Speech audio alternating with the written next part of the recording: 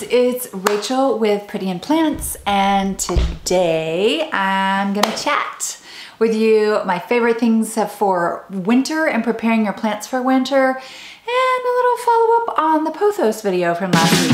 So stay tuned. So I got a lot from the Pothos video last week, a lot of comments, a lot of really good tips. If you missed it, the Pothos video was last week about how never to put your Pothos plant into leca. And really the objective for that video, I feel like I didn't really finish it well. The objective of that video was to kind of discourage new people that are just doing leca from putting their Pothos into leca. If you already have Pothos in leca, of course they're doing great. I have lots of Pothos in leca and have figured out how to put some in leca successfully. However, I would highly discourage you from putting Pothos in leca if you're new to leca. That's what that video was for. I'm getting a lot of people who are new to leca and they assume that the Pothos is the first thing you put into leca. So that's what that video was about. A lot of y'all are really experts at leca, probably better than I am. And you have lots of Pothos in leca and you're like, what's the big deal? So that was kind of who my audience was in my mind for last week's video. The other part of that is that I am looking for plants that do well in leca from the very beginning, and I'm trying to figure out tips and tricks for people for almost every plant, whether it's cactus or all these different plants. Like, how do I put it in leca? And here's some tricks. And Pothos, there's no formula for Pothos. My formula is take some of the dirt off when it's really dry. Don't just strip it of the dirt. Finger some of the dirt off and have half dirt, lots of roots, put it in leca, water from the bottom so that the water kind of comes up through the roots. Add a little hydrogen peroxide to that water and you should be okay. So that's my method that's worked the best. I want to talk about my 3 favorite things for winter, my winter wish list, and kind of things that I'm going to order more of this year. I will put the links down below. Someone is vacuuming. Hold on. Okay, so these are my 3 favorite things for the winter time, and they are things that I'm definitely going to get more of. Last winter I did, how to have pretty lights around your plants. Plant lights are very important because you have less light. No matter where your plants are in the house, there's going to be less light during the day. And this is my favorite plant light. Come off the wall. Okay. And it's on. Okay. So I'm going to, just to make my life easier, I'm actually going to leave it plugged in. This light, and I'll get the price and put it up on the screen. This is ended up being my favorite out of all the lights I've ordered. Favorite plant light. Very inexpensive. On the back of it, there's a little like hanger thing, so you can hang it on the wall close, right where your plant is. Wherever your plant is, you can hang it. You don't even need a real nail. You can use an art nail. It's kind of lightweight. And then the light bulb is the Sun Blaster, the smaller one, and I'll link that down below. My plants are just go nuts with this combination, and I think these come in colors. So that is ended up being my very favorite plant light. Let me try to get it back on the wall. I love it. And I love it because you can swivel it and aim it where you want it to be. Super cheap. Next favorite thing is this is my timer. Another super inexpensive. I think it's 2 for $5.99 on Amazon. I'll link that down below, but I like how small it is. Some plant timers or lighting lamp timers are really huge, bulky, like you don't need all that crazy. And then the cool thing about this one is I have quite a few of them. I've only had one break in the last year, so I know it works pretty well. It has the dark time, the light time, and if you're going to do plant lights, I would do timers. Automatically do a timer with your plant lights so you're not having to turn lamps on or lights on all around the house.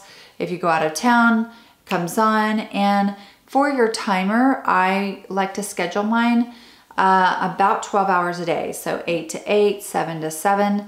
That is the timer kind of goes with the lighting fixture.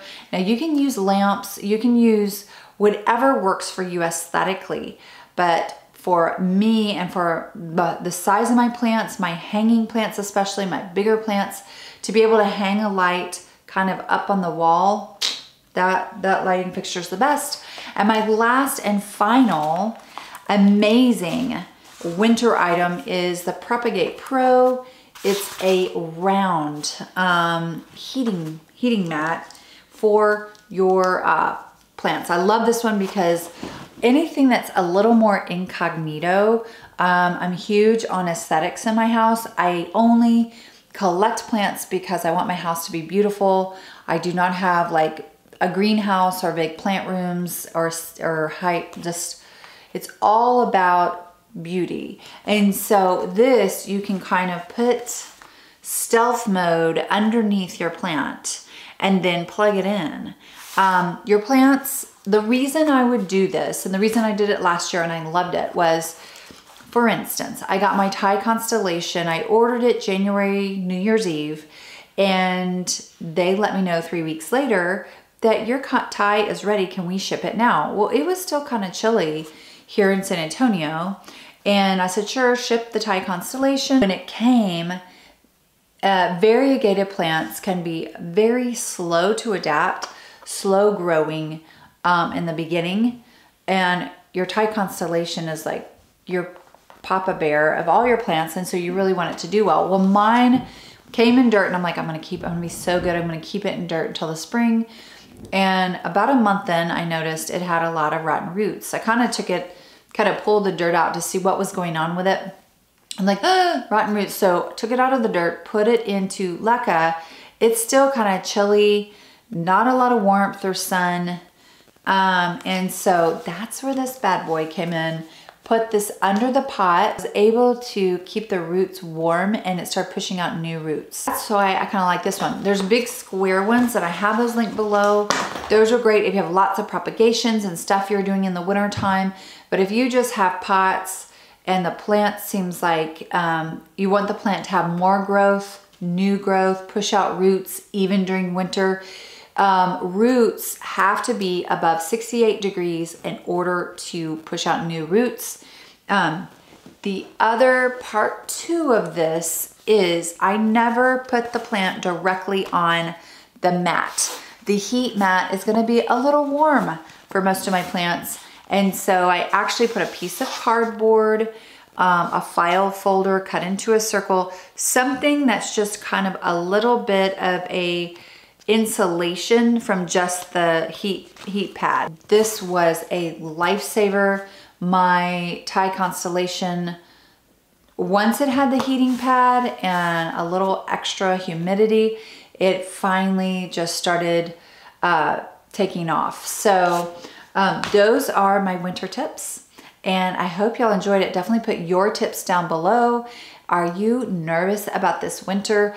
The place that I was at last year, I was collecting lots of plants and putting lots of plants in leca, and I didn't care that it was winter because I thought, well, we're in San Antonio, we get sun, you know, we don't really have a winter, but the plants seem to secretly know that it's winter, even here in San Antonio.